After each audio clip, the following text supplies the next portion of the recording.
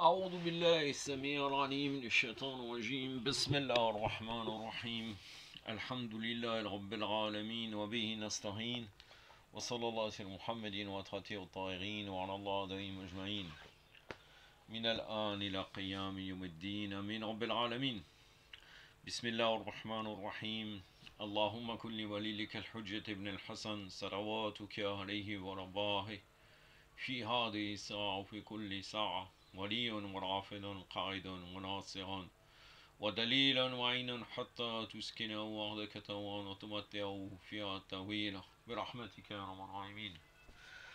Une vidéo concernant le qiyas, en français le syllogisme, une méthodologie utilisée dans le istinbat et l'arkam, c'est-à-dire au niveau des fatwas des mukhalifin, qui est en vérité invalide. Je vous dis clairement. Et donc là, mon objectif, là, c'est de vous parler, en premier temps, des hadiths de Ahlul Bayt et de la position, même à travers un riwaya de l'imam Sadiq alayhi salam face au syllogisme, donc la position des imams alayhi salam. Puis je prendrai le livre que je vous avais déjà présenté. Donc ça, c'était le résumé de Ilam al-Waqi'in d'Ibn al-Qayyim al-Jawziyya, qui était un élève de Ibn Taymiyyah. Et dedans, il y a trois positions. Je vais vous en rajouter que deux, mais au tout début, dans l'introduction, je vous parlerai de ces trois positions. En premier lieu, ça sera la position des savants bakrites qui autorisent le qiyas, donc le syllogisme. Puis la position bakrite interdisant le qiyas. Et enfin la conclusion. Il y a une troisième position que je ne vous relaterai pas parce que l'objectif du message, c'est en premier lieu de vous parler de Ahlul Bayt, de quelle est leur position, et après de voir l'argumentation termine à la fin par la position des savants interdisant leur qiyas, la position de leurs savants, pour démontrer qu'en réalité ils ne sont pas loin, ceux qui interdisent totalement leur qiyas, ils ne sont pas loin en réalité des raisons que nos imams alayhim salam ont développées par rapport à cela. Puis à la fin, je ferai une conclusion succincte et je verrai à ce moment qu'est-ce que je pourrais développer pour la conclusion. Peut-être elle sera très courte, peut-être elle fera un petit peu quelques minutes, Inch'Allah. En premier lieu, je vais vous citer les hadiths de Ahlul Bayt concernant le qiyas, Usul al-Kafi. Kitab al-Ilm. Kitab al-Ilm, le chapitre des initiatives contraires à la tradition ou les dispositions nouvelles qui ne trouvent nulle part auparavant, les conclusions individuelles et les analogies. Dans le hadith numéro 163 du Kitab al-Ilm, de Al-Hussein ibn Muhammad, selon Mu'ala ibn Muhammad, selon Hassan ibn Ali, Al-Warsha, selon Haban ibn Osman, selon Abi Shayba al-Khurasani, déclarant avoir entendu Abi Abdullah, c'est-à-dire l'imam Sadiq alayhi salam, dire Ashab al-Maqa'is, les partisans de la comparaison ou de l'analogie ont demandé le savoir à travers les analogies, pour finalement terminer bien loin de la vérité, car la religion d'Allah ne s'acquiert pas par al-Maqa'is. En réalité, dans tous ces sujets-là, la plupart de nos savants, sauf peut-être la tendance Arbari ou néo-Arbari, remettre les choses dans le contexte par rapport à ce hadith en disant que ça concerne Abu Hanifa et son groupe, La'natullah alayh. Donc le chef de file de l'école Hanafite, qui était Hanafite Bakrite, qui était bien entendu à l'époque de l'imam Sadiq alayhi salam, puisque contemporain de l'imam Sadiq alayhi salam, il y avait Abu Hanifa et Malik ibn Anas, le chef de file de l'école Bakrite malikite. Après, on pourrait rentrer dans Tanqi al-Manat, ça c'est une méthodologie utilisée de Usul par les chiites, Mais ce n'est pas notre sujet. De toute façon, c'est différent. Mais notre sujet là est de démontrer la fausseté du qiyas. Surtout du côté Bakrit. Ça ne nous concerne pas. Et pour nous, c'est plus compliqué. Et nos savants, de toute façon, ont utilisé. Et ce n'est pas tout à fait un qiyas. La base même des temps de le jugement, là, c'est sur quelque chose qui est semblable exactement. Alors que le qiyas blâmé, c'est de prendre un terme et de l'appliquer partout. Je pourrais démontrer cela à des moments donnés dans l'exposé de Ibn al-Qayyim. Il donne des exemples, mais je ne vais pas m'éterniser sur ça. Alors qu'il a montré des tas de fatwas. C'est-à-dire que ceux qui critiquent le qiyas dans leurs savants bakrites, ils le démontrent avec des problématiques de fatwa. Et ils ont été très très loin, les partisans d'Abu Hanifa et ceux qui ont validé d'une manière totale leur qiyas. Ils ont fait des fatwas complètement, qui est sorti complètement même de la religion. Ça sans aucun doute.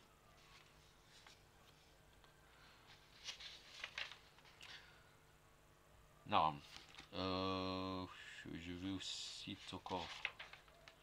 Le hadith 171 de Mohammed ibn Ismaïl, selon Fadl ibn Shardan, selon Safwan ibn Yahya, selon Abdurrahman ibn al-Hajjaj, selon Habban ibn Taghlib, d'Abi Abdullah, c'est-à-dire Imam Sadiq déclarant: la sunna ne peut s'établir d'après le qiyas, le syllogisme. N'as-tu pas remarqué que la femme compense le jeûne alors qu'elle ne rattrape pas ses prières? Au Abban, le jour où la sunna sera interprétée par le qiyas, la religion en sera sûrement altérée. Là, l'imam, et d'ailleurs il va l'utiliser, je vais vous donner un petit exemple avec la confrontation entre Abu Hanifa et l'imam Sadiq alayhi salam. Pourquoi elle dit qu'elle ne peut pas s'établir d'après le qiyas? Parce que normalement la salat est plus important que le jeûne. Et donc, il n'y a pas de logique dans ça, il n'y a pas de qiyas. Car malgré que c'est plus important, la salat n'a pas besoin d'être rattrapée par la femme en état de menstruation. Si on va expliquer le qiyas, le syllogisme, on devrait dire que comme elle est la plus importante, c'est ça qui devrait être rattrapé et non pas le jeûne. Selon le hadith 172 maintenant,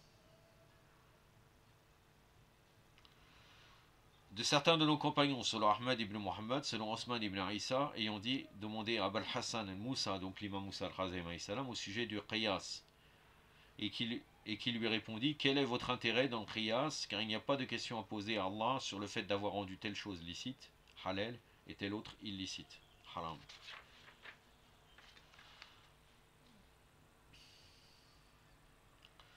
Le hadith 176 de Ali ibn Ibrahim selon son père, selon Ahmed ibn Abdullah al-Aqili, selon Aïssa ibn Abdullah al-Qurashi, ont déclaré que Abu Abdullah, l'imam Sadiq a demandé à Abu Hanifa, alors présent chez lui: ô Abu Hanifa, j'ai été informé de ta pratique du qiyas.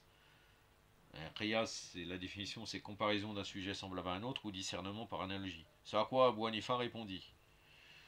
L'imam, donc Abu Hanifa, il répond: en effet. L'imam en chérit alors: il ne faut pas s'adonner à la pratique du qiyas, car le premier qui s'y adonna fut Iblis, donc Shaitan, disant: tu m'as créé de feu et tu l'as créé d'argile.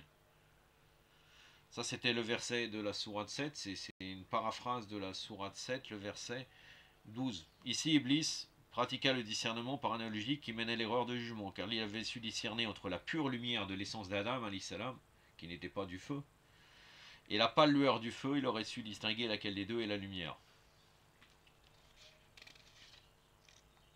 Donc le feu et la lumière de Adam ne peuvent pas être comparables. Shaitan s'est cru supérieur en comparant l'argile. Il n'a pas regardé la lumière de Adam, alayhi wa afdallah salat ala Muhammad wa ali Muhammad, mais il a regardé uniquement la nature de son corps créé d'argile.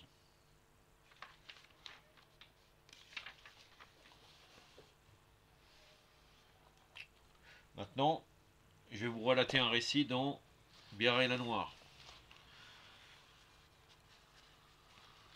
Un extrait de récit. La référence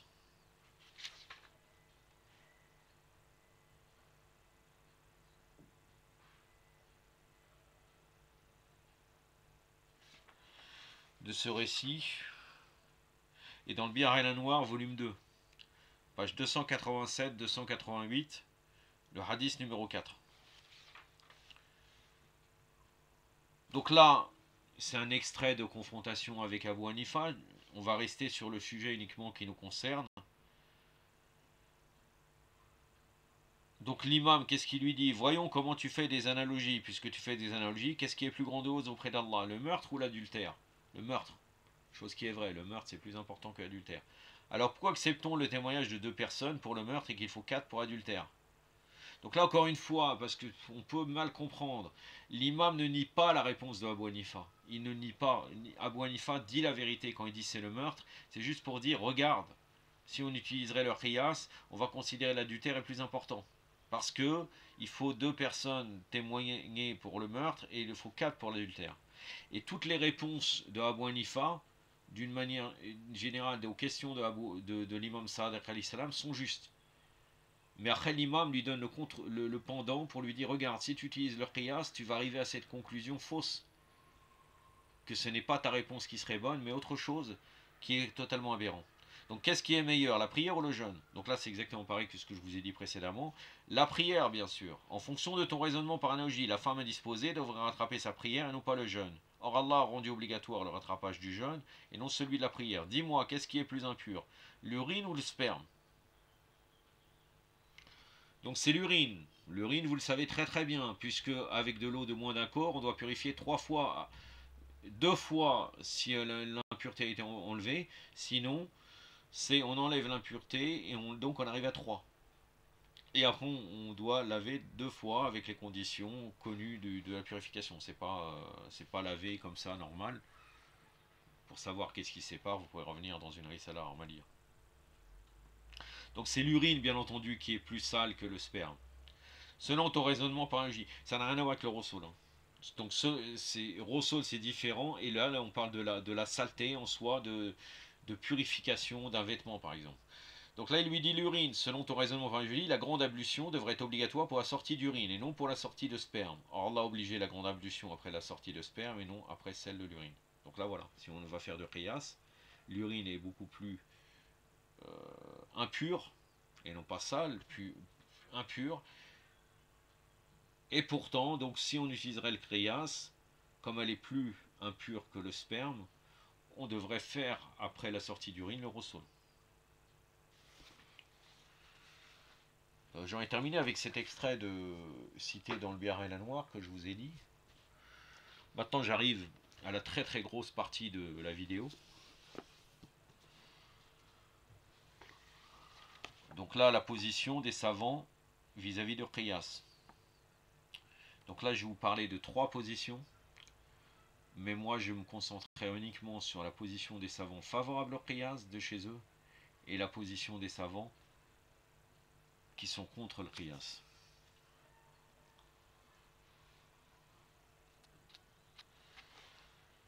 Je commence à page 74 de ce livre, que je vous ai cité à l'intention des mouftis et des imitateurs des savants.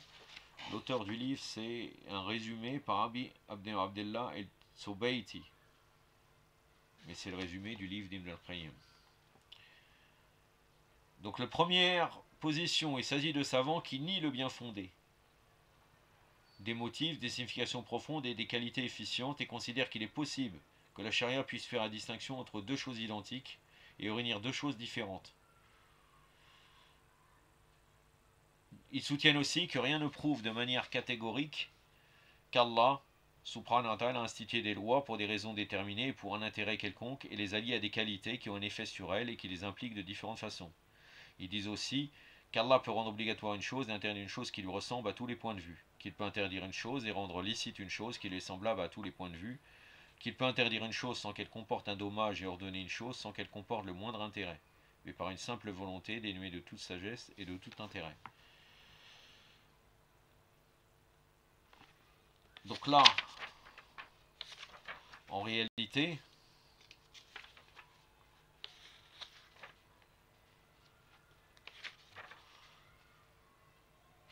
c'est les partisans du qiyas.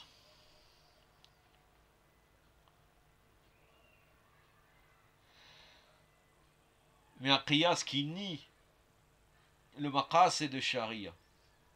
Hein, que vous pouvez revenir à Shatibi, le jurisconsulte malikite andalou, ou bien Shirtousi, rahmatullah alayh, qui détermine que les lois, en réalité d'Allah Azzawajal, qu'il soit le bien ou le mal, ou même dans les lois, il y a une sagesse derrière ça.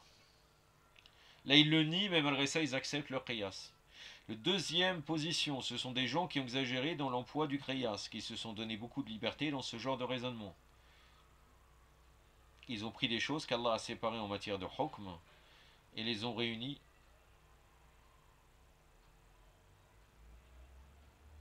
pour le moindre rapport qui existe, peut-être une simple ressemblance ou le résultat de l'extension d'une règle ou une qualification qu'ils prennent pour une raison justificatrice, alors qu'il est possible qu'elle le soit comme il est possible qu'elle ne le soit pas. Ils en font alors la cause à laquelle Allah et son envoyé ont subordonné leur hukm en se fiant à des suppositions et des conjectures. Les plus prédécesseurs sont en effet unanimes pour condamner ce genre de qiyas, comme on le verra, Inch'Allah. Donc là, il parle des pieux prédécesseurs, mais en réalité, euh, euh, en vérité, il fait une critique, vous allez voir, indirecte sur Abu Hanifa. De toute façon, les Hanbalites ont un problème avec Abu Hanifa et sa méthodologie. Pour la première position que je vous ai citée, en fait, il ne va pas citer méthodologiquement parlant, il va faire des chapitres qui sont pas vraiment liés aux trois. C'est ça qui est très étrange. C'est-à-dire que le premier que je vous ai dit, donc il nie le fait que Allah Azzawajal a une sagesse dans ses lois, mais en même temps, ils vont justifier le qiyas. Vous allez voir. Mais en premier lieu, il va se contenter de donner un exemple. Il n'y a pas vraiment de méthodologie en vérité. Vous allez voir par la suite. Nous, ce qui nous intéressera, c'est surtout le chapitre qui va arriver après. Des gens qui sont favorables d'une manière excessive au qiyas et ceux qui sont contre. Mais là, on peut dire c'est une introduction avec les positions qui sont données là, le premier et le deuxième, qui ne sont pas liées avec les chapitres qui vont venir après. En fait, il va y avoir un long chapitre là que je vais vous décrire. C'est juste pour parler de ça, la position des savants du qiyas, mais après, les chapitres qui y a après, ils ne sont pas reliés au niveau de l'ordre, c'est ça que je vais vous dire. La voie de juste mesure. Les gens qui ont sur cette voie mettent l'emploi du qiyas, qui est juste, et condamnent l'emploi du qiyas corrompu et affecté. Parce qu'en fin de compte, ils ne peuvent pas rejeter totalement leur qiyas. Ils rejettent en réalité leur qiyas d'Abu Hanifa, mais eux, ils utilisent quand même leur qiyas, les Hanbalites. Il établit que le prophète sallallahu alayhi wa sallam faisait usage du qiyas de même que ses compagnons. En effet, il est rapporté authentiquement que le prophète sallallahu alayhi wa sallam citait dans ses jugements les motifs et les qualités qui ont un effet juridique direct ou indirect. Ainsi, quand une femme qui croyait avoir ses règles demanda au prophète sallallahu alayhi wa sallam si elle devait cesser la prière, il répondit non, ce n'est là que le sang d'une veine et nullement les règles, les menstruations. C'est un hadith rapporté par le Bukhari, le numéro 306, et Muslim aussi, numéro 333. Il lui ordonna alors de prier.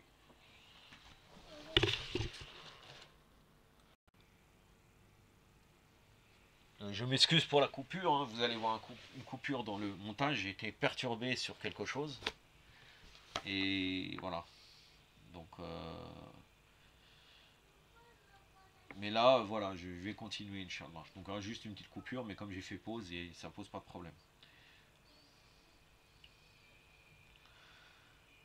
Donc, il lui ordonna alors de prier malgré l'écoulement du sang. Il a justifié cela en disant qu'il s'agit du sang qui s'écoule des veines et non pas du sang des règles. Or, c'est là un raisonnement logique qui comporte la réunion des choses semblables et la distinction des choses différentes. Certains objectent que la mention du principe de base auquel on veut ramener un cas d'application est une condition de la validité du qiyas. Or, ce principe n'est pas mentionné dans le hadith. C'est-à-dire que là, il y a pas, et en vérité, il n'y a pas de qiyas, mais ils veulent dire qu'il y a quand même un qiyas. Et normalement, il aurait dû expliquer la cause, c'est-à-dire la raison pourquoi ça ne serait pas semblable. Mais en vérité, c'est juste, je ne sais pas. Après, il ne peut pas répondre le prophète sallallahu alayhi wa sallam d'une manière comme ça, semblable, sans donner la raison et expliquer pour quelle raison. Dans ces sujets-là de menstruation, il y a une histoire de couleur de sang, il y a une histoire de période, de combien de temps elle avait du sang, etc. Vous pourrez revenir dans les jurisprudences. Mais en réalité, chez les mukhalifines aussi, ils ont la pseudo-menstruation. Donc là, elle était touchée par la pseudo-menstruation en vérité. Istihada. À cette objection, on répond que le hadith a employé une position éloquente dans laquelle il s'est contenté de citer la qualité qui implique nécessairement le principe de base. En réalité, c'est impossible que le prophète sallallahu alayhi wa sallam, je ne parle pas de sa science innée, ça c'est évident, il peut regarder et répondre directement. Mais étant donné qu'il est là pour instaurer une jurisprudence, il est obligé de donner certaines bases, de poser la question à la personne qui vient le voir, notamment sur ce sujet. À ces objections, on répond que le hadith a employé une position éloquente dans laquelle il s'est contenté de citer la qualité qui implique nécessairement le principe de base. En effet, le locuteur peut justifier son jugement par un motif qui dispense de mentionner le principe, usant ainsi d'une ellipse éloquente car à laquelle l'auditeur saisit le principe de base dès qu'il entend le motif sans le moindre problème. Parmi les exemples de cela, il y a la réponse suivante du prophète sallallahu alayhi wa sallam à celui qui l'a interrogé sur le fait de toucher son membre viril, si cela annule les ablutions ou non. Qu'est-ce qu'il est? Qui est-il si ce n'est qu'un organe de ton corps? C'est rapporté par Nisa'i et qualifié d'authentique par El-Bani.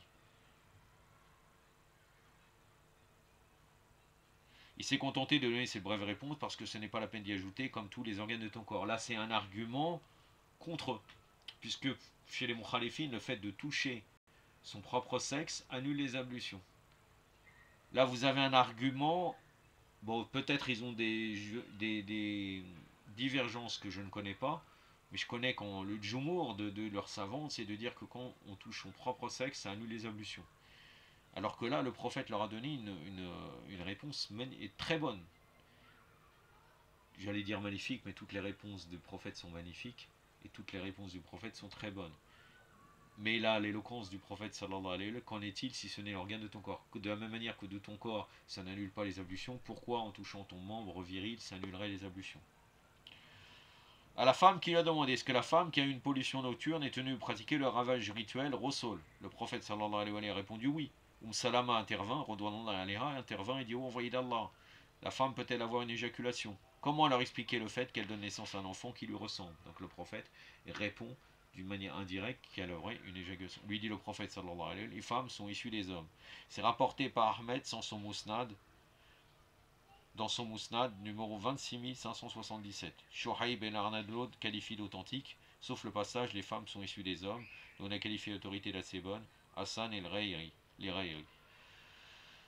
Il a ainsi expliqué sur ce plan, les femmes et les hommes sont pareils et donc ils ont le même statut. Cela prouve que les gens savent de manière intuitive que deux choses identiques ont une même qualification juridique. Donc là, ils veulent argumenter avec la Réas, c'est pour ça qu'il dit cela. J'y reviendrai même en citant quelque chose qui vient de Ahlul Bayt, alayhum salam. Il y a beaucoup de choses dans Ahlul Bayt qui démontrent que parfois il y a quelque chose de spirituel qu'on ne comprend pas la raison. Et on ne peut pas la justifier. J'y reviendrai.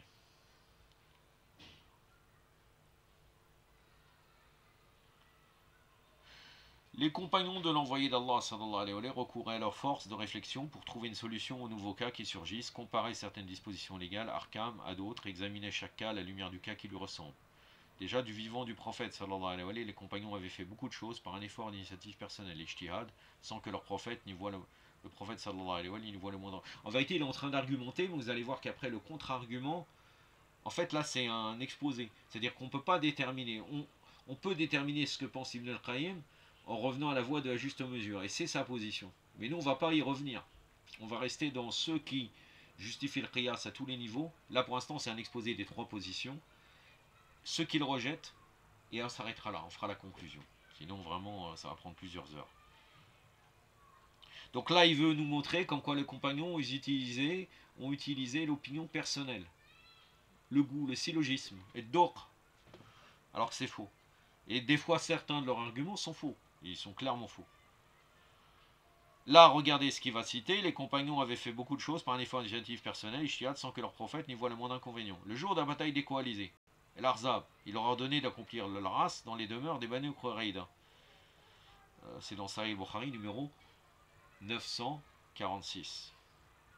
Quand l'heure de la prière fut sur le point d'expirer, certains compagnons ont pris l'initiative ijtihad de prier en chemin et ont dit ce que le prophète sallallahu alayhi wa sallam voulait que nous fassions, ce n'est pas de retarder la prière du ras jusqu'à l'expiration du moment qui lui est enseigné, mais de nous presser pour nous y rendre le plus tôt possible. Donc dans leur conception, en vérité erronée, ils croient que le prophète a dit ça dans le sens comme quoi c'était pour nous motiver.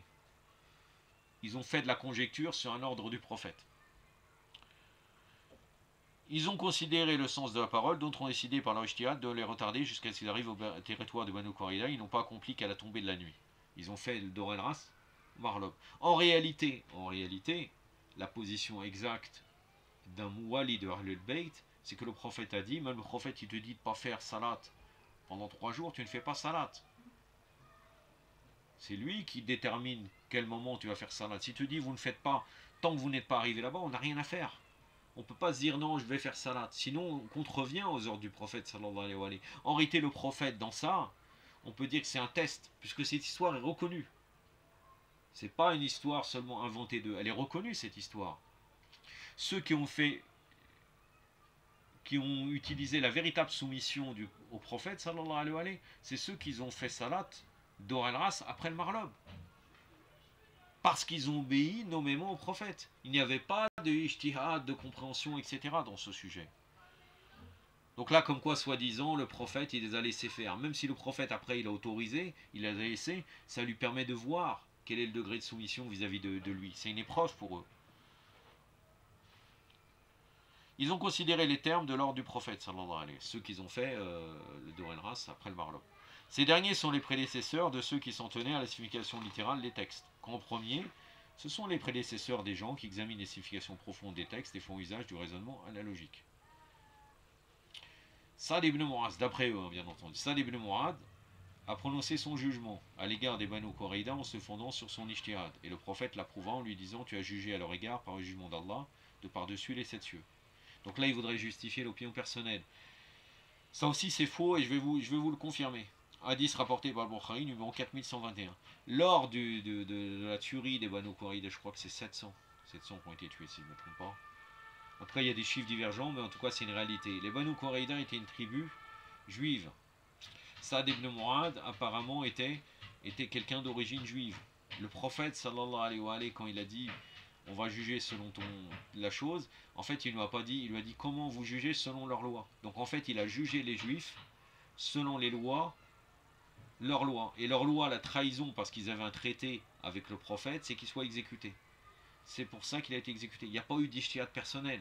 Ça n'a pas été son ijtihad personnel, ça a été un décret de ce compagnon basé sur les lois juives. Parce que lui, il était connaisseur des lois juives. Lorsque Mujahid el-Mujeli a procédé par analogie et reconnu à son jugement d'expert physionomiste pour dire à propos des pieds de Zahid et de son fils Oussama, ses pieds sont issus les uns des autres. L'envoyé d'Allah s'est beaucoup réjoui de la justesse de cette analogie et de son accord avec la vérité. Ça c'est dans Sahih Muslim numéro 1459. Entre parenthèses, on va vous dire pour quelle raison il y avait cette histoire-là. Est-ce que c'est vrai? Je ne peux pas le confirmer, je ne l'ai pas lu, mais de toute façon c'est un sujet historique.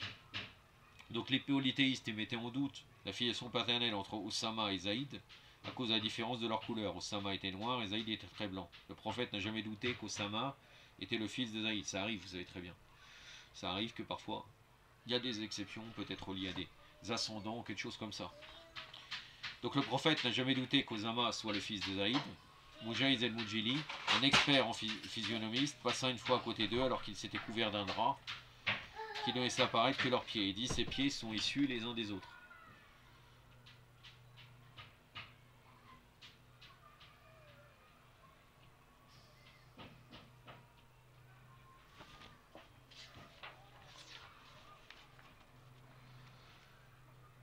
Plus loin dans le livre, les compagnons comparaient chaque cas douteux avec d'autres cas similaires et établissaient des rapprochements entre les cas analogues les rapportant aux cas dont le jugement est connu. En procédant de la sorte, ils ont ouvert aux savants la porte de l'ijtihad, leur ont tracé sa voie et leur ont expliqué sa méthodologie. Sinon n'importe quel homme, doté de raison, peut-il douter un seul instant que lorsque le prophète sallallahu alayhi wa sallam a dit qu'aucun juge ne tranche un litige alors qu'il est sous l'emprise de la colère, c'est dans le Bukhari hadith numéro 7158, il veut dire par là que la colère perturbe le cœur et l'esprit du juge, l'empêche de comprendre parfaitement son affaire, s'interpose entre lui, l'examen complet du dossier, et lui rend obscur le chemin du savoir et de la visée. Quand celui qui considère que l'interdiction de son hadith concerne uniquement la colère, et non pas le souci très troublant, l'angoisse, la faim et la soif intense, l'inquiétude profonde, c'est quelqu'un qui manque vraiment de compréhension.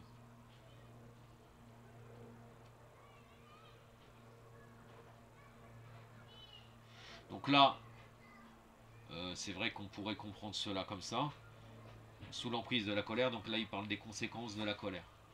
C'est général et ça, on peut l'accepter. Ce qui compte dans le jugement, c'est ce qu'entend le locuteur par sa parole. Quant aux mots, ils ne sont pas un but en eux-mêmes, mais un moyen d'accès aux significations et à la connaissance de ce que veut le locuteur. Et ce que veut le locuteur apparaît tantôt à travers la généralité des mots qu'il prononce, tantôt à travers la généralité du sens qu'il vise. Parfois, la compréhension tirée du sens est plus forte que celle tirée des mots. Parfois, c'est l'inverse et parfois, elles sont équivalentes. Ainsi, lorsqu'un médecin trouve de la viande de mouton chez un malade et lui dit « Ne mange pas de la viande de mouton, car elle augmente le taux de la matière qui est à l'origine de ta maladie », n'importe quel homme doté de raison comprendra que sa prescription s'applique aussi à la viande du chameau et à la viande bovine, et que si le malade en mange, il enfreindra l'ordonnance du médecin. Moi, je suis pas d'accord avec ça. Je suis pas d'accord avec ça. La viande de mouton et les viandes, c'est pas obligatoire qu'ils ont tous la même influence. Par exemple, je ne sais plus quelle maladie, on conseille aux gens de manger de la viande blanche. Et je me demande si c'est pas le cholestérol, si je me trompe pas. Ou la raderie, je ne sais pas. En tout cas, ça existe. Est-ce que la viande, c'est la même chose? Là, il a dit la viande de mouton, donc là, forcément, c'est le médecin, ça veut dire toutes les viandes. C'est un prias, en vérité, faceda. Il est tordu, il est pervers. Pervers, donc faceda, c'est-à-dire pas pervers, mais dévié, qui va aussi dans le sens de pervers. Mais là, pas dans la perversité que vous connaissez très bien de nos jours. En arabe, c'est bon de dire prias, faceda. Dans de tels cas, on s'en remet simplement à la saine nature des gens. Si le malade en mange, donc si le malade en mange autre chose, il lui a dit la viande de mouton et s'il mange d'autres viandes, c'est comme s'il enfreindra la prescription du médecin selon eux. Dans de tels cas, on s'en remet simplement à la saine nature des gens et leur esprit. Normalement, un médecin, il lui dira pas la viande de mouton, il lui dira voilà, tel type de viande. Hein, par exemple, la viande rouge ou des choses comme ça. Vous ne mangez pas de la viande blanche. Donc là, on comprend. Mais là, ça n'a rien à voir. Il lui a dit la viande de mouton. Dans de tels cas, on s'en remet simplement à cette nature des gens et leur esprit. De même, si un homme doté de raison jure de ne plus jamais adresser la parole à un autre homme à cause du comportement inconvenable de celui-ci, puis les gens le trouvent juste après en train de partager la même table que lui et le fréquenter en s'abstenant seulement de lui parler, ils vont sûrement juger que ce qu'il fait est plus grave que le fait de ne pas lui parler. C'est là un raisonnement auquel Allah a naturellement prédisposé ses serviteurs. C'est vrai que c'est contradictoire.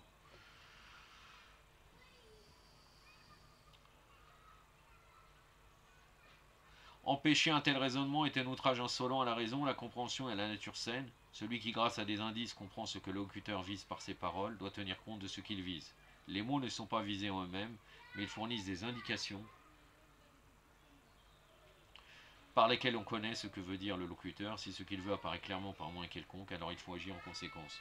Je suis d'accord. Mon avis n'a pas une sens, vous n'êtes pas obligé de l'accepter, bien entendu. Hein. Je n'ai pas la parole, moi, de l'imam. C'est-à-dire, hein, vous regardez mes vidéos, je donne ce que je peux donner. Pas avoir des positions où vous n'êtes pas d'accord, c'est pas le problème.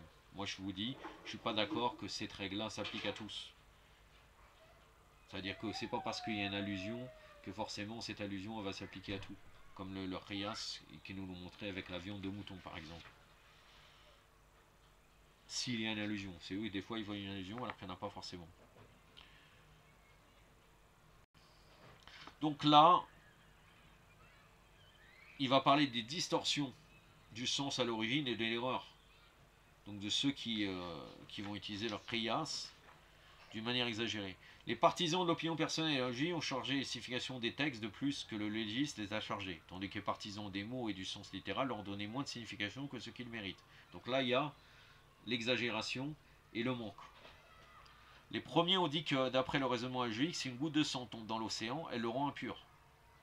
Donc ça, c'est du littéralisme pur et dur. Comme quoi, une impureté tombe, alors que c'est complètement fou, bien entendu. Ils ont rendu impure une eau de grande quantité, alors que rien de celle-ci n'a été altéré. Les autres ont dit, et ça c'est conforme, une eau de grande je ne sais pas s'ils ont le corps, mais c'est une eau de plus d'un corps. Si elle n'est pas altérée, il n'y a aucun problème. Et rien ne le rend impur, sauf des conditions extrêmes. Hein, on ne va pas revenir là-dessus, mais d'une manière générale, bon, un grand bassin, si c'est de l'océan, bien entendu, rien ne la rendra impure. Une rivière, il n'y a pas quelque chose qui va la rendre impure si elle coule. C'est quelque chose de normal et raisonnable. Ils ont rendu impure une eau de grande quantité alors que rien de celle-ci n'a été altéré. Les autres ont dit que si quelqu'un urine dans une jarre et la verse dans de l'eau, elle ne rend pas impure. Allahu Akbar. Vraiment, c'est fou. C'est fou. Donc on urine dans une jarre, on la rend pas impure. Alors que s'il urine directement dans cette eau, ne serait-ce qu'une petite quantité, il la rend impure. Et là, il ne parle pas de l'eau grande quantité ou petite quantité. Hein. Donc quand on urine dans une jarre, on met dans une petite quantité d'eau et ça ne la rend pas impure. Ainsi, les partisans de l'opinion personnelle et du qiyas sont rendus impurs de grosses quantités d'eau à cause d'une gouttelette d'urine ou de sang ou un poil de chien ou de porc. Je vise à ceux qui considèrent le poil de chien ou de porc comme impur. Les partisans du sens littéral, je ne savais même pas qu'il y avait des gens qui considéraient que le poil de chien et de porc n'était pas impur. Mais bon. Les partisans du sens littéral jugent en revanche que si le corps entier d'un chien ou d'un porc ou de n'importe quel animal mort en dehors de la souris fut découvert dans toute autre matière fondue, il suffit de rejeter le corps de l'animal et le liquide où il se trouve demeure entièrement licite et pur, tandis que son état ne change pas.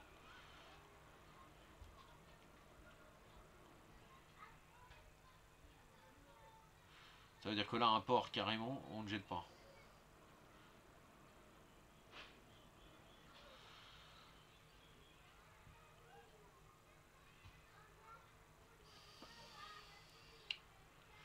Il est rapporté dans le Bukhari que le prophète sallallahu alayhi wa sallam fut interrogé au sujet d'une souris qui était tombée dans du beurre. Il dit jetez-la avec tout ce qui l'entoure et mangez votre beurre. Ça c'est quelque chose. Bon, après la nature, des fois les gens ne peuvent pas, ils ont un dégoût, mais c'est une réalité.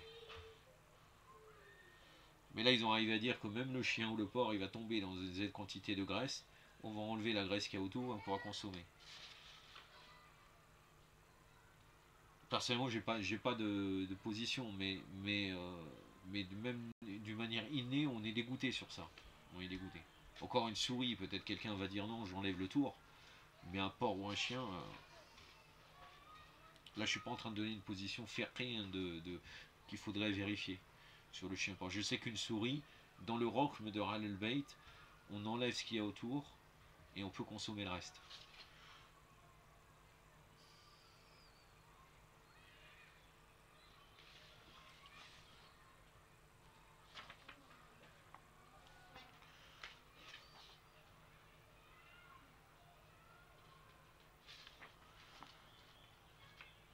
Le procédé qu'il faut suivre vis-à-vis des mots et des significations dont Allah a fait dépendre les dispositions légales, Arkam, c'est de ne pas leur étendre à des choses qu'ils ne peuvent embrasser et en même temps de ne pas donner moins que ce qu'ils ne méritent. Il faut donner aux mots la portée qu'ils méritent et au sens la portée qu'ils méritent. Or Allah a loué dans son livre les gens de la déduction et les a qualifiés de gens du savoir. Comme l'on sait, la déduction dont il est question, c'est la déduction des significations, des motifs et des liens de correspondance entre les uns et les autres. Ça c'est lui qui le dit. Hein. Ainsi il examine, enfin il dit ça, voilà. Mais après, est-ce qu'il pense vraiment ça, c'est pas le problème. Et ce qu'il a développé là, c'est ce qu'il le dit. Mais en réalité, on n'utilise pas le qiyas dans le Coran. Comme on sait, la déduction dans les questions, c'est la déduction des significations, des motifs et des liens de correspondance entre les uns et les autres. Ainsi, il examine ce qui en est valide en se référant à la validité des cas de base qui leur correspondent ou qui leur ressemblent et rejette ce qui n'est pas valide. C'est ce genre de déduction que les gens saisissent. Comme on sait, la déduction dépasse le simple fait de comprendre le mot. Celui-ci n'entre pas dans les moyens de déduction. Les thèmes qui traitent des mots ne s'obtiennent pas par la déduction. Ce qui s'obtient par la déduction, ce sont les principes de monétisation. Ilal. Donc là, c'est Haïla, les causes. Et là, le Sha'air, par exemple, vous avez de Shir Sadouk, où c'est les hadiths des imams qui expliquent les causes, et non pas le qiyas, les causes de telle ou telle loi de la charia. Les enseignements, les analogies, ce qui s'obtient par réduction, ce sont les principes de monétisation, Ilal, les enseignements, les analogies, les intentions du locuteur. Il est évident que cette compréhension dépasse le simple fait de connaître le vocabulaire du mot, ou sa généralité, ou sa particularité, car cela est commun à quiconque connaît la langue arabe. Il s'agit de la compréhension des implications de la signification, de ce qui lui correspond, de ce qu'entend le locuteur par ses propos, et de la connaissance des dimensions de sa parole, de sorte qu'il ne peut pas y inclure d'autre chose que ce qu'il veut dire, ou d'en exclure des choses qu'il vise par sa parole. Maintenant, nous arrivons à ceux qui nient le qiyas, le syllogisme. Vous allez voir, c'est très intéressant. Et ce raisonnement-là qui est développé, on peut l'utiliser nous-mêmes face à des mukhalifines. Et vous allez voir que c'est quelque chose qui est vrai, sans aucun doute. En réalité, Ibn al-Qayyim, en tant que hanbalite, il a un problème, comme je vous ai dit tout à l'heure, avec les hanafites, Abu Hanifa. Là, quand il attaque en vérité, il attaque les partisans d'Abu Hanifa. Après lui, il va donner la voie intermédiaire d'utiliser le qiyas quand même. Donc là, on marche sur la tête en réalité. Il rejette une partie de qiyas parce qu'il est contre Abu Hanifa. Nous, l'essentiel, on ne va pas utiliser, on ne va pas parler de la troisième voie qui considère la voie intermédiaire. On a parlé des partisans de qiyas. On a ramené au début les hadiths de Ahlul Bayt alayhim salam. Et là, ceux qui nient le qiyas. Et on va s'arrêter là dans cette argumentation qui est suffisante en vérité, pour la réfuter d'une manière implacable. Donc Ibn al-Qayyim, là, il parle des arguments de ceux qui nient le qiyas. Que dit-il? Donc il cite le verset coranique. Ô vous qui croyez, obéissez à Allah, obéissez à l'envoyé, à ceux d'entre vous qui détiennent l'autorité. Si vous disputez au sujet de quelque chose, remettez l'affaire à Allah et à l'envoyé. Si vous croyez en Allah et au jour dernier, cela vaut mieux et c'est ce qu'il y a de meilleur comme retour aux sources. J'avais fait une vidéo récemment sur le commentaire de ce tafsir, de ce verset, et j'avais répondu à une choubra qui concerne à ceux qui détiennent l'autorité. Puisque après on dit on revient à Allah et au prophète. Donc on pourrait dire ceux qui détiennent l'autorité n'ont pas l'obéissance totale. Tout en sachant que dans Ahlul Bayt, ceux qui détiennent l'autorité, c'est les imams, alayhi salam. Je ne vais pas y revenir. Donc là on voit comment il développe. Donc c'est Surat An-Nisa, le verset 4, la Surat 4, le verset 59. Un verset très important et très utilisé pour nous. Shirat al-Bayt, Inch'Allah. Pour argumenter face à eux, pour donner la preuve des Ahlul Bayt alayhim salam. Donc les musulmans s'accordent à dire en humanité que le fait de s'en remettre à Allah, c'est s'en remettre à son livre, et le fait de s'en remettre à l'envoyé d'Allah, c'est recourir directement à lui de son vivant, et en sa présence, c'est s'en remettre à sa sunna. C'est tout à fait juste. Sauf que nous, on parle de sunna des infaillibles, alayhim salam, ceux qui détiennent le commandement. Mais là, ce qu'il dit, c'est tout à fait juste. Comment on revient à Allah de nos jours, c'est à travers le Coran. Indépendamment, on ne parle pas de la Vulgate ottomanienne. Actuellement, le Coran qu'on a entre nos mains, de toute façon, on n'a pas le choix, c'est la Vulgate ottomanienne. Donc on revient au Coran. Si on parle des jugements directement d'Allah, pour s'en remettre à Allah, on se remet à Coran. Bien sûr, relié au Ahlul Bayt, ça c'est bien sûr, puisque le verset, il parle de obéir à l'envoyé. Allah et le fait de s'en remettre à l'envoyé d'Allah, concrètement de nos jours, c'est la sunna du prophète, sallallahu alayhi wa alayhi, et des infaillibles. Ça c'est très important, parce que parfois dans nos frères et nos sœurs, on va trouver des gens qui vont nous dire quoi? Ils vont nous dire que tout est falsifié maintenant, de nos jours, donc en fait on est sûr de rien. Mais le seul moyen en période d'occultation, c'est de revenir en hadith de Ahlul Bayt, on n'a pas le choix. Quand le prophète il a dit Ini tarikum saqalain ou saqlain, il y a deux lectures. Saqalain ou saqlain. Kitab Allah wa itrati Ahlul Bayt. Comment concrètement wa itrati Ahlul Bayt? Bien sûr, c'est les Ahlul Bayt. L'imam il est occulté. De nos jours, ça ne peut être que les hadiths, salam salam. Donc on ne peut pas rejeter en disant tout est faux et on ne sait pas quoi faire. C'est-à-dire qu'il faut vraiment revenir de nos jours au Coran et à Ahlul Bayt alayhim salam. De s'en remettre à sa sunna en son absence et après sa mort, leur qiyas n'est ni ceci ni cela, on ne peut pas dire que le recours au qiyas relève du recours à Allah et à son envoyé. Donc là il est en train de rejeter le qiyas. Car Allah nous a renvoyé à son livre, à la sunna de son envoyé, ne nous a absolument pas renvoyé au raisonnement analogique de nos esprits ni à nos opinions personnelles. Il a plutôt dit, là je ne vais pas revenir au verset en arabe, parce que encore une fois, c'est leur argumentation. Est-ce que je l'accepte ou pas? Bien entendu, la diversité des versets qu'on peut être d'accord nous aussi, mais parfois c'est selon leurs commentaires.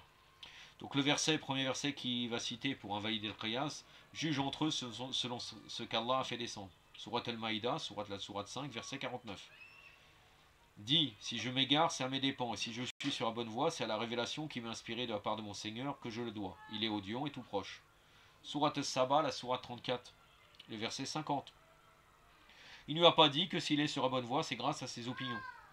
Nous avons fait descendre sur toi le livre porteur de la vérité, afin que tu juges entre les gens en fonction de ce qu'Allah t'a fait voir. Ne te fais pas le défenseur de ceux qui trompent. Ou ne fais pas le défenseur des traites. Il y a d'autres traductions.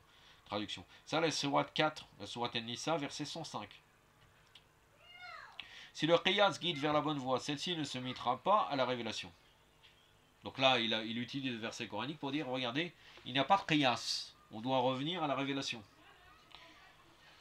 Or non, par ton Seigneur, ils seront vraiment croyants qu'à partir du moment où ils te demanderont de juger ce qui fait l'objet de leurs différends. Sourate An-Nisa, donc le verset 65, pardon.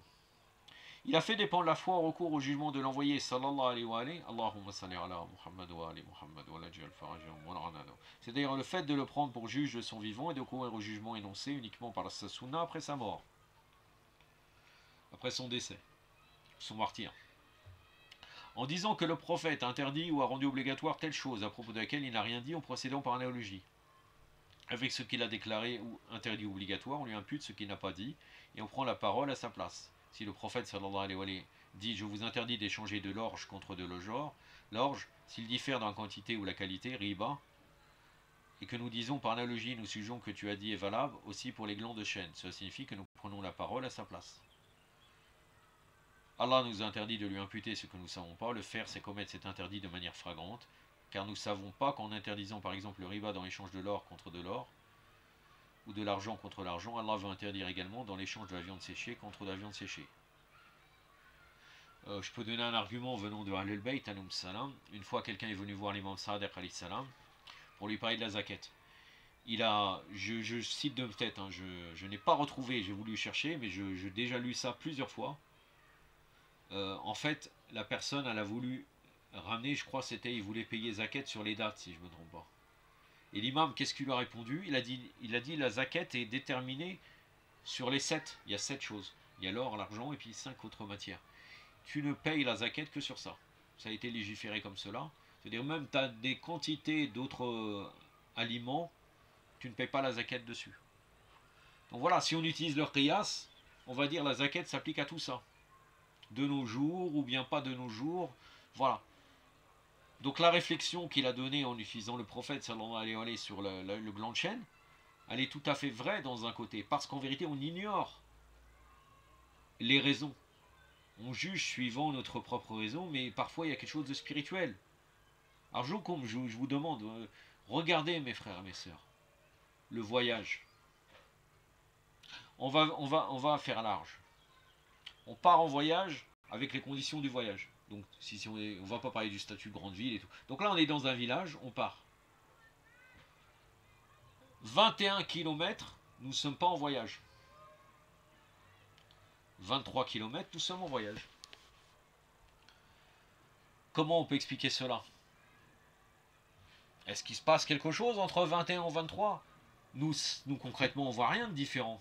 Et pourtant, c'est comme ça que ça se passe.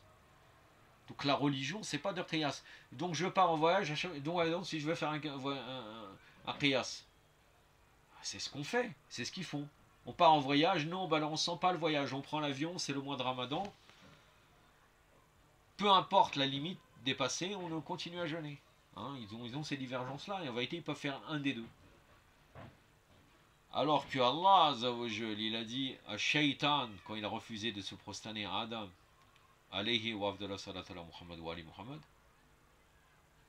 adore Allah comme je te dis, et non pas comme toi tu veux. C'est ça, c'est une des bases de taslim du musulman bisifat al-am, si on considère les bakris comme musulmans, ou bisifat al-khas du mormin. Mormin, il doit avoir le shi'a taslim al bayt alayhi salam. C'est pas il dit non, ça ressemble ou je ne sais pas quoi.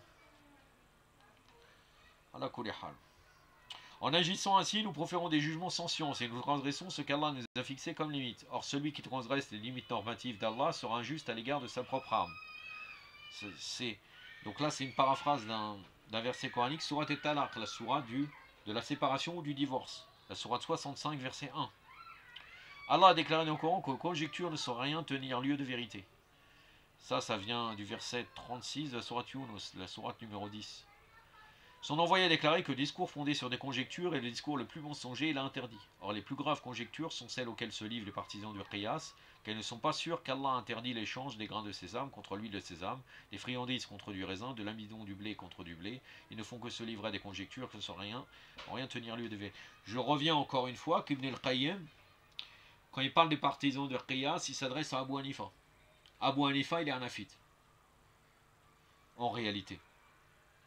Même les fatwas qu'il donne de gens qui font du qiyas, il utilise les fatwas de Abu Hanifa. Allah le Très-Haut n'a pas confié l'explication de sa charia à nos opinions, à nos appréciations, à nos déductions, mais il les a confiés à son envoyé. Nous vous adjurons donc au nom d'Allah de nous répondre. Dans ces arguments analogiques et ces qualifications intuitives que vous alléguez, est-ce que vous vous fondez sur l'explication de l'envoyé, sallallahu alayhi wa sallam, ou sur les opinions des hommes, leurs conjectures et leurs intuitions? Allah nous a interdit de comparer quelque chose à lui, et comme on ne peut pas comparer quelque chose à lui, on ne peut pas procéder à des comparaisons dans sa religion. En comparant le cas dont le hukm n'a pas été explicitement mentionné par la révélation, ou un cas dont le hukm est clair, on ne fait que se livrer à des comparaisons dans la religion. Après, il donne plusieurs exemples que je vais vous épargner, parce que ça reste assez trouble. Sachons qu'Allah le Très-Haut a dit, ne comparez rien à Allah, car Allah sait, mais vous ne savez pas. Sourate les abeilles. Sourate 16, verset 74. Celui qui médite ce verset s'aperçoit de toute évidence qu'il frappe de nullité leur qiyas et l'interdit, car leur qiyas en entier n'est rien d'autre que des exemples qu'on donne aux prescriptions de la religion et des comparaisons qu'on fait entre le cas qui n'a pas de référence explicite dans la révélation et le cas qui a une référence explicite. Or, celui qui compare ce qu'Allah n'a pas textuellement interdit ou ordonné à ce qu'il a interdit ou ordonné ne fait que donner des exemples à Allah. Si le cas au sujet duquel Allah n'a rien dit était comparable au cas qu'il a jugé explicitement, il nous l'aurait montré et ne l'aurait pas négligé. Lui qui a dit, ton Seigneur n'est pas oublieux. Sourate Maryam, la sourate 19, le verset 64. Il nous aura aussi montré ce que nous devons éviter à ce titre, comme il a dit lui-même au verset suivant, une fois qu'Allah a guidé un peuple, il ne laissera pas s'égarer avant de lui avoir montré clairement ce qu'ils doivent éviter. Sourate Tauba, la sourate numéro 9, verset 115. Ou bien ça appelé aussi la sourate du désaveu, sourate al-Bara. Il ne l'aurait pas confié à nos opinions et nos appréciations qui se contredisent souvent. Le prophète sallallahu alayhi wa sallam a dit, Allah n'a pas envoyé de prophète sans que celui-ci n'ait pour devoir indiquer à sa communauté ce qu'il savait être un bien pour elle et qui ne l'ait mis en garde contre ce qu'il savait être un mal pour elle. Donc le prophète aurait dit, mais de toute façon, c'est une réalité de la croyance, ce qui est dit là. C'est rapporté par Muslim, hadith numéro 1844. Si l'opinion personnelle qiyas était quelque chose de bien pour eux, le prophète sallallahu alayhi wa sallam les aurait indiqués et leur aurait dit, si je vous ordonne une chose et si je vous interdis une chose, étendez mon jugement par analogie à tout ce qui comporte une qualité commune avec elle, ou l'implique ou l'exige, et ne l'aurait pas mis sévèrement en garde contre un tel raisonnement, comme nous verrons par la volonté d'Allah. Si le qiyas relevait de la religion, ses partisans seraient les gens qui suivent le plus les hadiths. Et plus quelqu'un se plonge dans le qiyas, plus il se conforme aux hadiths et aux données traditionnelles, plus il diverge de la sunna.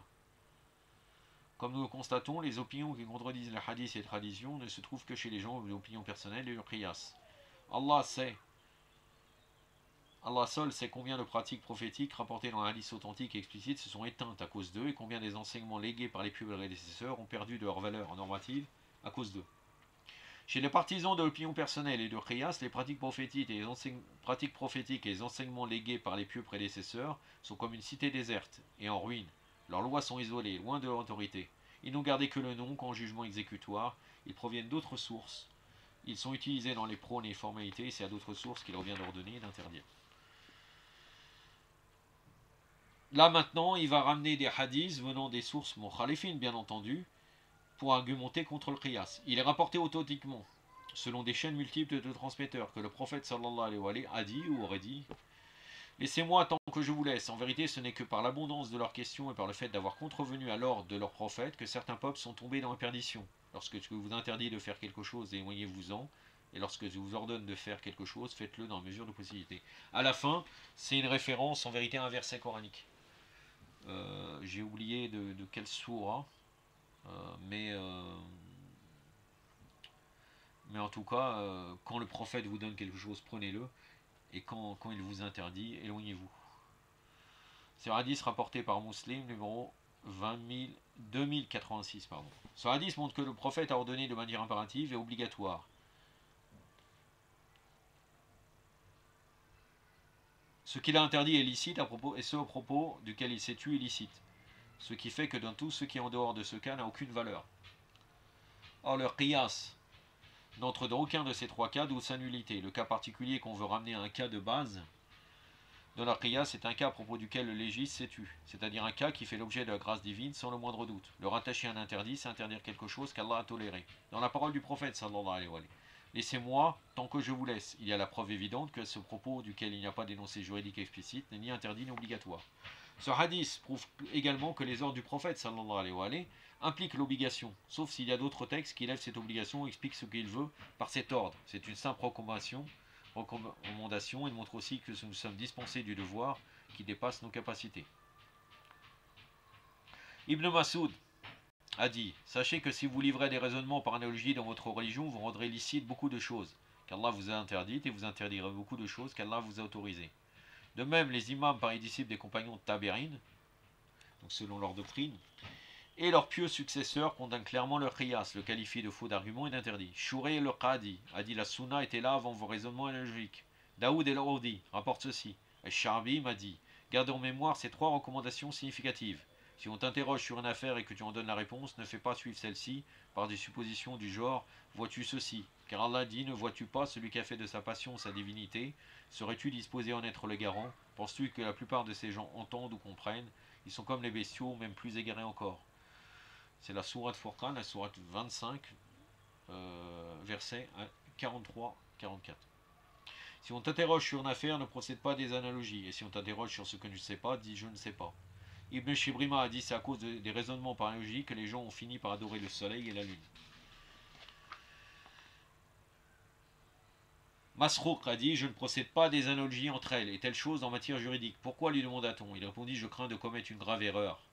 Littéralement, je crains que mes pieds ne glissent. Si le qiyas était un argument probant, les raisonnements logiques ne seraient pas opposés, ne seraient pas contredits. On constate que chacun des adeptes du qiyas, qui divergent sur un hukm déterminé, présente des raisonnements analogiques différents, et chacun d'eux revendique la pertinence de son raisonnement. Or, les arguments fournis par Allah et ses exposés ne s'opposent pas.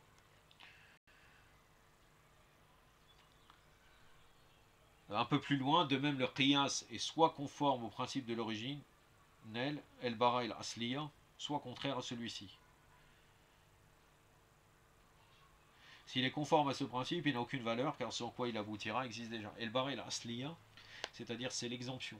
Tant qu'on ne connaît pas un hukm, là on parle de usul al-amniya shi'iyya. Tant qu'on ne connaît pas un hukm, on est exempté. On peut le faire ou ne pas le faire.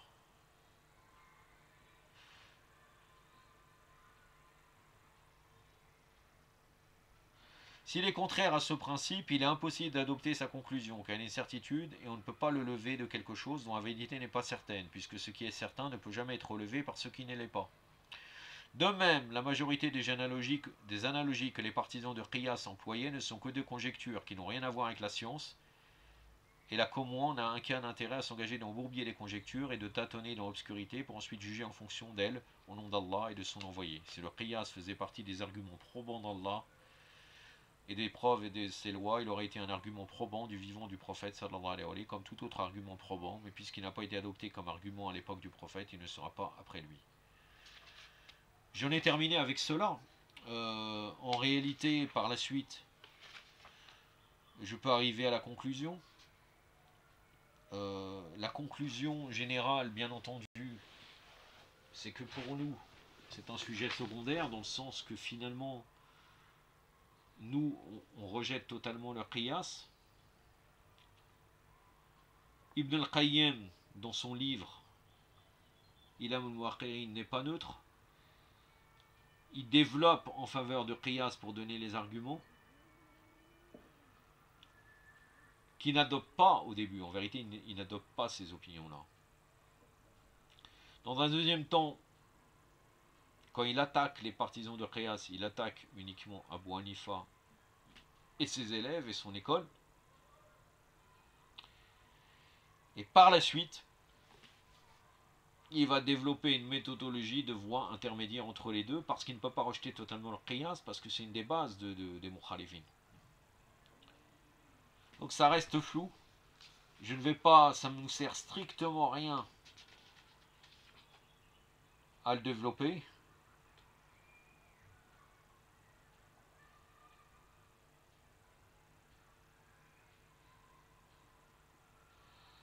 Après, c'est vrai qu'il est rentré et je n'ai pas vraiment étudié ce qu'il dit à la fin.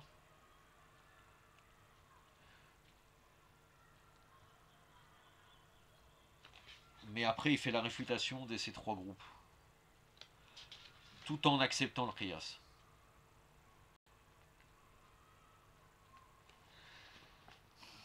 Après, c'est vrai qu'on aurait pu continuer. Les textes englobent les arcanes d'une manière suffisante qu'ils exposent des opinions personnelles. Il y a encore une réfutation intéressante en réalité.